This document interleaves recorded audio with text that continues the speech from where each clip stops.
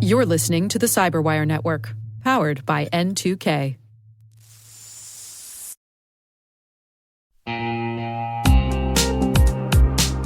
This episode of the CyberWire is made possible in part by Nisos, the managed intelligence company. At Nisos, they help enterprise businesses achieve better risk insights and outcomes by delivering threat intelligence as a managed service. At Nisos, you can rely on their people, process, and technology to help you control costs while improving your defenses. They help you respond to threats faster and more effectively through assessments, monitoring, and investigations. Learn more about Nisos at nisos.com. That's NISOS.com.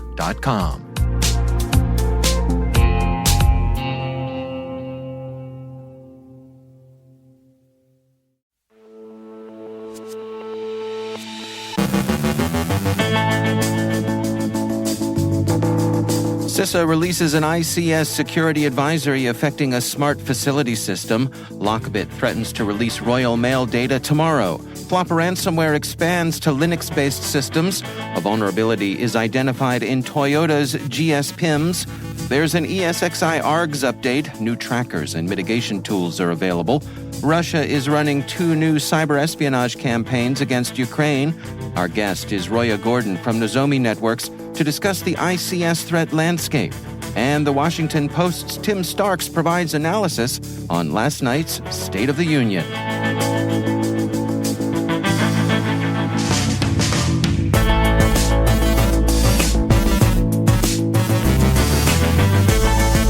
From the CyberWire studios at Data Tribe, I'm Dave Bittner with your CyberWire summary for Wednesday, February 8th, 2023.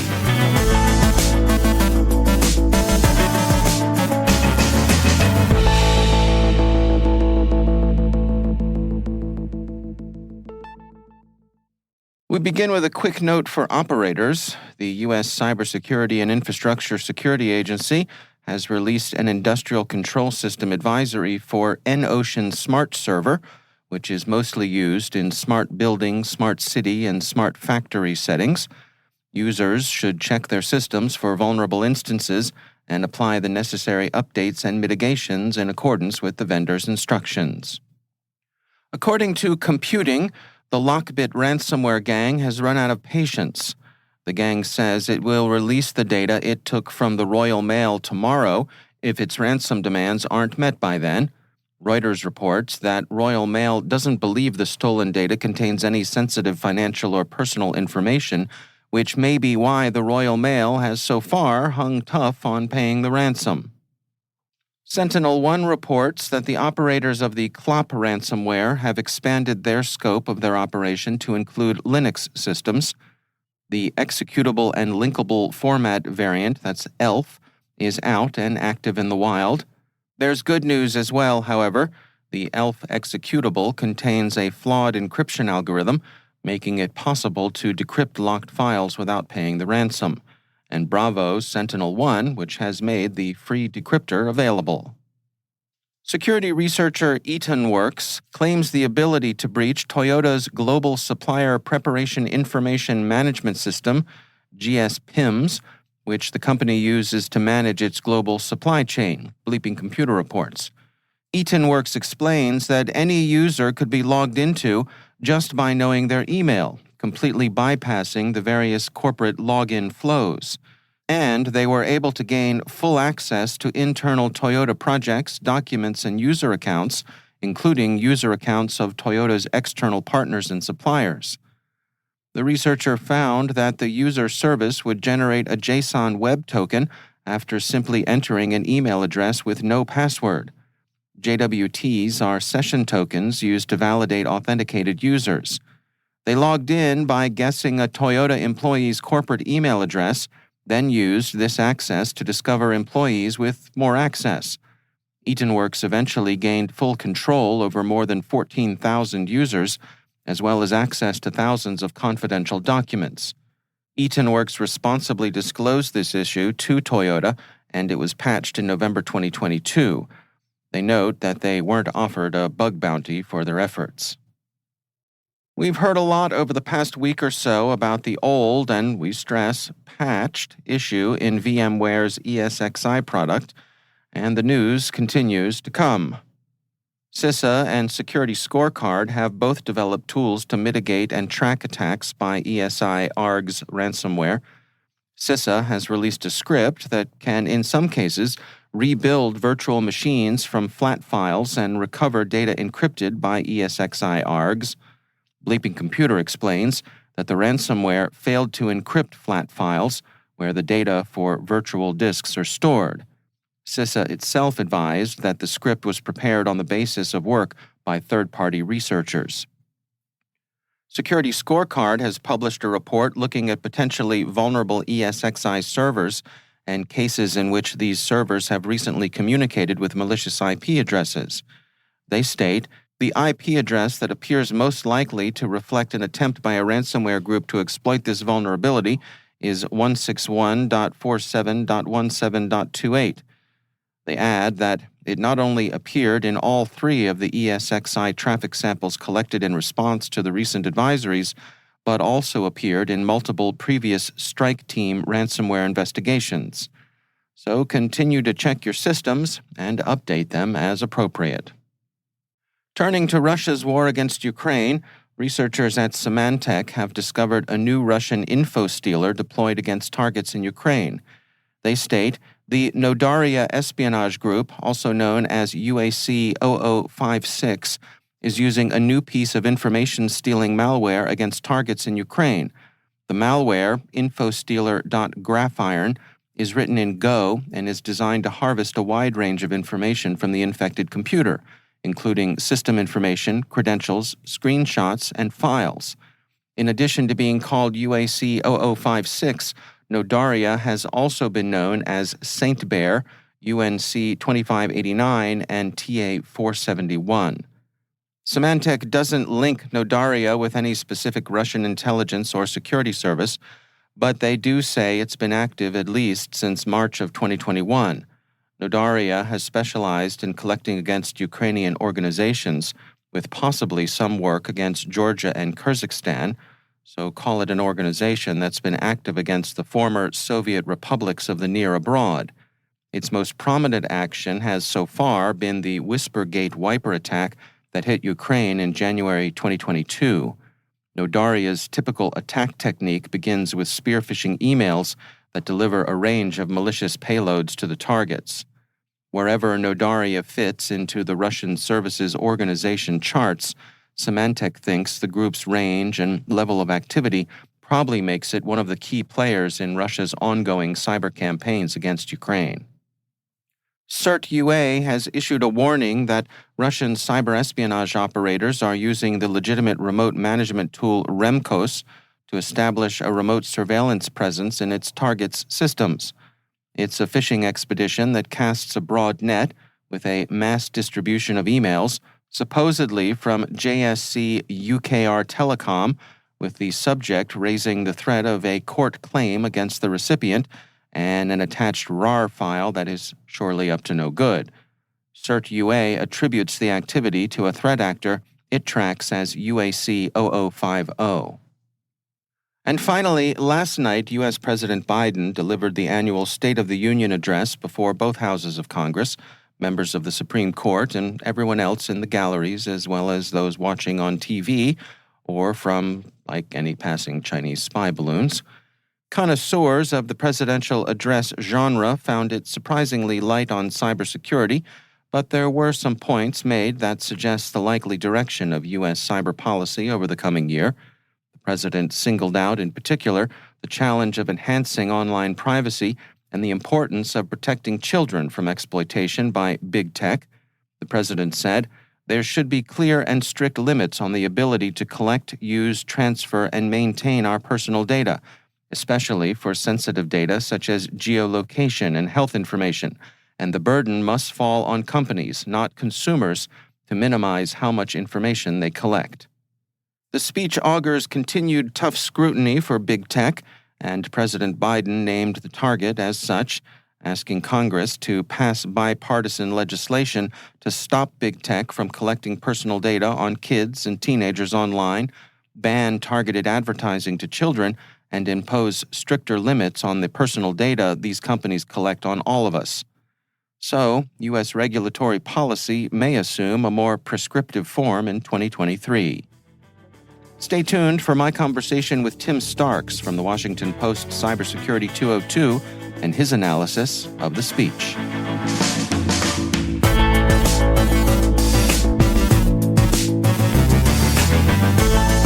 Coming up after the break, our guest is Roya Gordon from Nozomi Networks discussing the ICS Threat Landscape. The Washington Post's Tim Starks provides analysis on last night's State of the Union. Stay with us.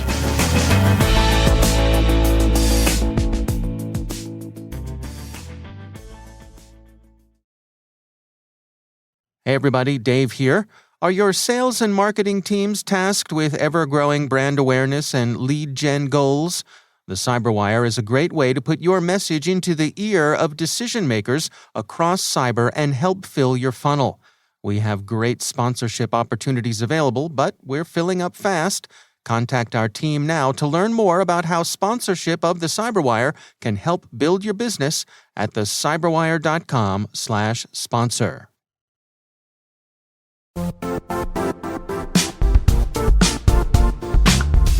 MISI is a nonprofit organization formed exclusively to further and promote charitable, educational, and scientific purposes, including furthering innovation in cybersecurity through education, global technology partnerships, investment, and community engagement to create a collaborative network of subject matter experts and cyber professionals. Their mission accelerator facilities and programs thrive on finding fresh ideas, technologies, and the people with the passion needed to repurpose current and emerging cyber technologies into capabilities at maximum speed. For information on how you can get involved, please visit MISI.tech. And we thank MISI, the Maryland Innovation and Security Institute, for sponsoring our show.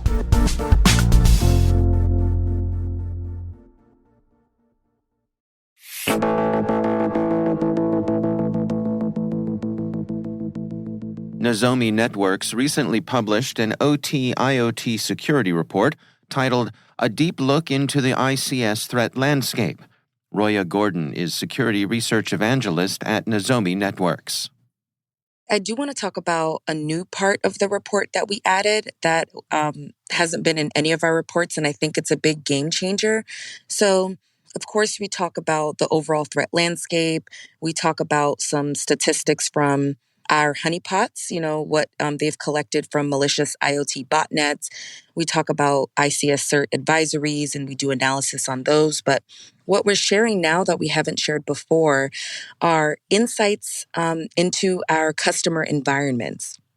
So, Nozomi Networks is technology that secures OT and IoT. And to kind of see what are the types of alerts our customers are getting? What are the types of intrusions? What are the types of malware that's targeting these environments? I think that's very beneficial for other critical infrastructure organizations to know. And that's kind of like the most exciting part about this report because, again, we've never shared this. And now we're able to. Obviously, these are customers that volunteer for us to share this information anonymously. But again, I think that's the best part of this report. Well, let's go through some of the details there. What are some of the things that your customers have been tracking? Yep. So there's a lot of different types of alerting that can go on in an IT, OT environment. And we try to catch all of them, right? Because maybe not everything is indicative of a cyber attack. So there's alerts on clear text passwords, weak passwords. These are things we like to alert customers on because this is how, threat actors access environment. So if they get in and they're stealing information, if you have clear text passwords or weak passwords, they can use this to their advantage. But there's other types of alerts like a TCP SYN flood. And that's where the threat actor will flood a server with connection requests. That's indicative of a denial of service attack. There's different types of man-in-the-middle attack alerts, UDP flood, which is essentially the same thing. anomalous packets. So while there are possibly alerts that could be just legitimate employee error, that coupled with other alerts could be, indicative of there's some malicious intent going on here. So we have all of the numbers over the past 6 months. So you can kind of put it into perspective of, for OT environments, how many of these types of alerts organizations are seeing. And I think people can look at this and say, hey, it looks like there's a lot of man-in-the-middle attacks on critical infrastructure, or this TCP SYN flood thing is a pretty big deal. Let's see how we can remediate that. So that's just one type of, information that we shared. The other one is most commonly detected malware categories. And this is where we get into Trojans and remote access tools and DDoS malware. And are they targeting IT, IoT, and OT? And that gets pretty interesting. And, we have those numbers in our report as well. Are there any items here that were particularly surprising or unexpected that you were able to uncover? In the threat landscape part, we talk about, attacks on transportation and healthcare, but I think the biggest trend that stood out is hacktivists are now launching disruptive cyber attacks. So I've, been in this field for a while, and every time we would look into disruptive attacks, the first threat actor we would look at would be nation state. They're acting on the behalf of Russia, China, Iran. And then we noticed that ransomware threat actors, financially motivated threat actors, they were launching disruptive attacks. And even though the motives are different, the impact is the same. So a ransomware threat actor, they don't really care. They just want money, while a nation state threat actor is acting on the behalf of another country. But now we're noticing that hacktivists who traditionally did like data breaches and denial of service attacks, they're getting on the train of causing disruptive attacks on critical infrastructure. And I've seen that more now in 2022 than I have in previous years. And there's a couple of reasons for this. I've been getting asked this, like, well, why are hacktivists changing their tactics? Well, the availability of tools on the dark web, so you no longer have to be super technical. You can just purchase network access and then purchase wiper malware and deploy it. And it's pretty easy. It's easily accessible. But the other reason is because these types of attacks make a bigger statement in the media. And that's what hacktivists want. They want awareness for their cause, awareness of why they're doing it. And if they're disrupting a train system, obviously that's going to get them the media coverage that they're looking for. So kind of bracing myself to kind of see what these hacktivists do in 2023. Well, based on the information that you've gathered here, what are your recommendations for organizations to best defend themselves? Yep. So I always tell people, everyone, when it comes to critical infrastructure, they want some super secret sauce recommendations. And a lot of the times it's like, no, things that you should have already been doing to secure your IT, you just got to keep doing that. If you look at a history of a lot of disruptive attacks, it was threat actors stole credentials because no one was monitoring if the employee was still working at the company or not, or still needed that access. So, access controls, or not changing default passwords and default credentials, which that's another part of the report where we actually have a list of credentials that malicious threat actors are using to access IoT devices. So make sure you're changing that. Make sure that you're keeping up with patching. And of course, we know it's difficult in OT environments to do that, but there's a lot of workarounds that you can implement while waiting for a patch day. But again, it's important to patch. It's important to check logs. There's some tactics that these threat actors are using that's kind of living off the land. So they're using techniques that's going to it's going to kind of blend in with normal activity, to where you may not get an alert, but if you're checking logs, then maybe you'll notice something is off. So, there's a lot, obviously, threat intelligence. You have to know what IOCs you should be tracking, what's associated with malicious activity.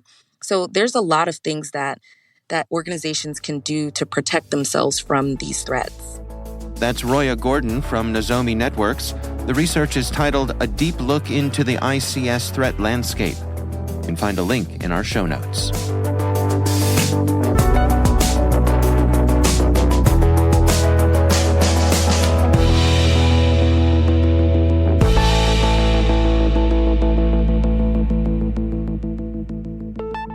And joining me once again is Tim Starks. He is the author of the Cybersecurity 202 over at the Washington Post.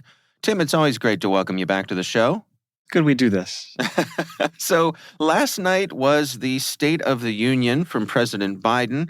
Always a chance for him to roll out plans and aspirations for the coming year. Before we dig into some of the cyber stuff that did or did not happen, what was your overall take on the State of the Union?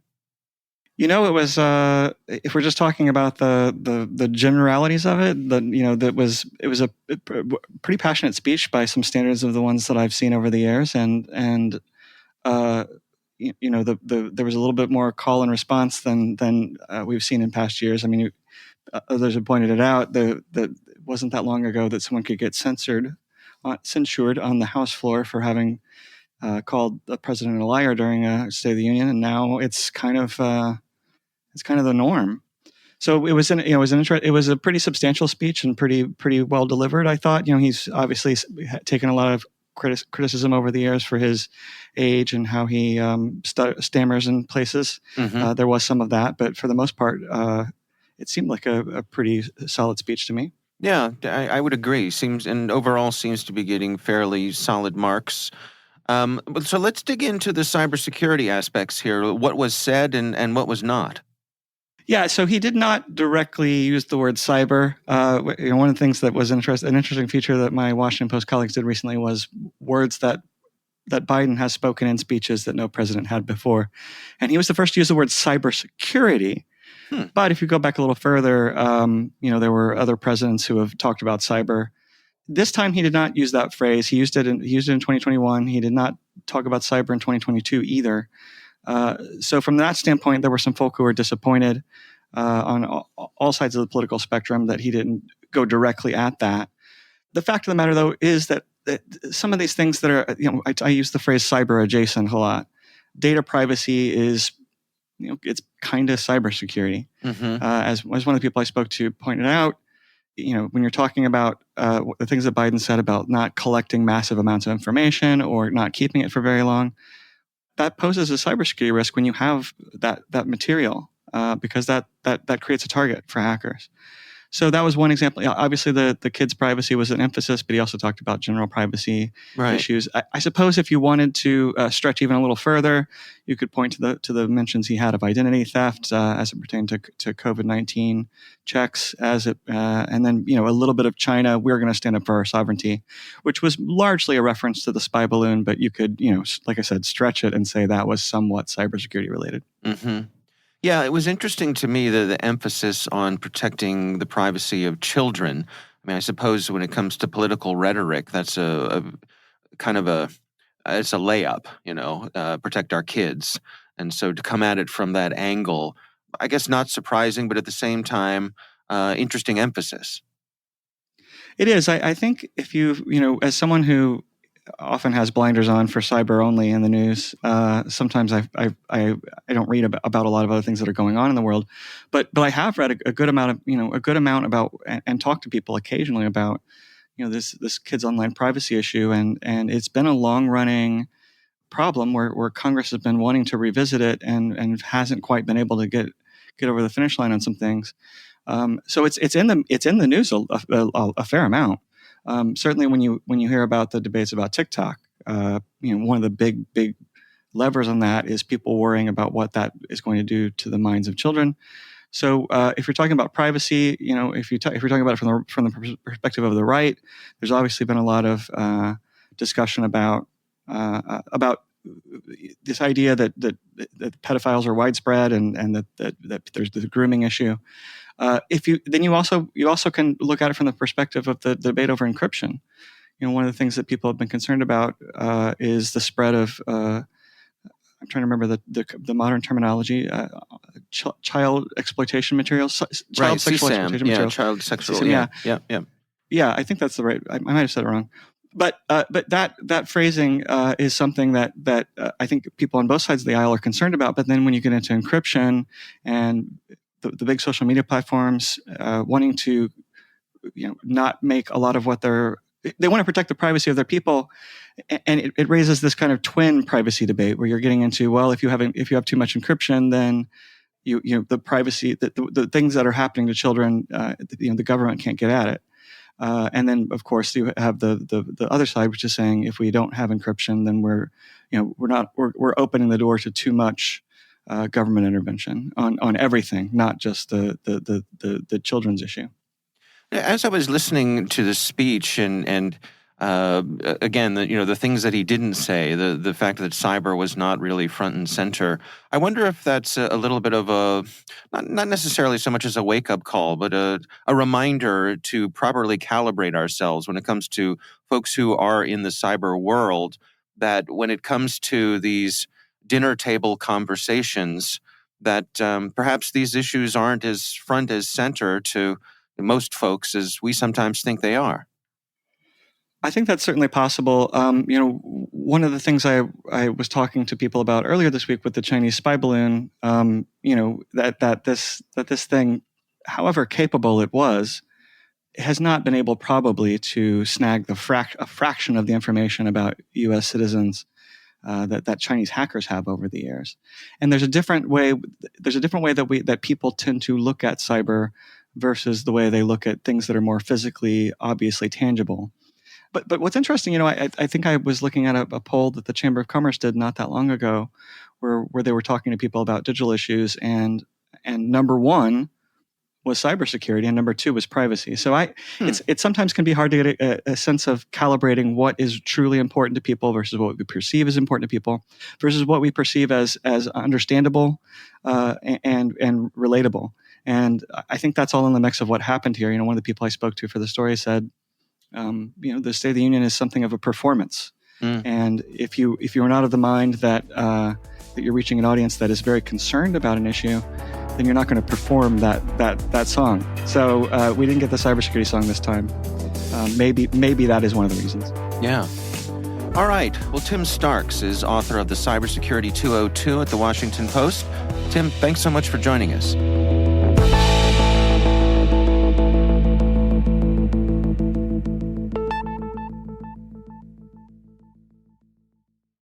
This episode is made possible in part by RSA Conference, where the world talks security.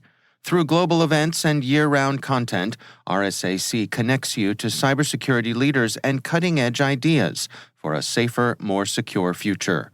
Learn more at rsaconference.com/cyberwire23.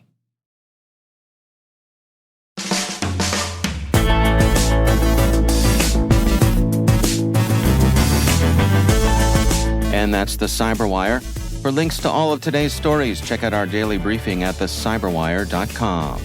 The CyberWire podcast is a production of N2K Networks, proudly produced in Maryland out of the startup studios of Data Tribe, where they're co-building the next generation of cybersecurity teams and technologies. This episode was produced by Liz Irvin and senior producer Jennifer Iben. Our mixer is Trey Hester, with original music by Elliot Peltzman. The show was written by John Petrick. Our executive editor is Peter Kilpie, and I'm Dave Bittner. Thanks for listening. We'll see you back here tomorrow.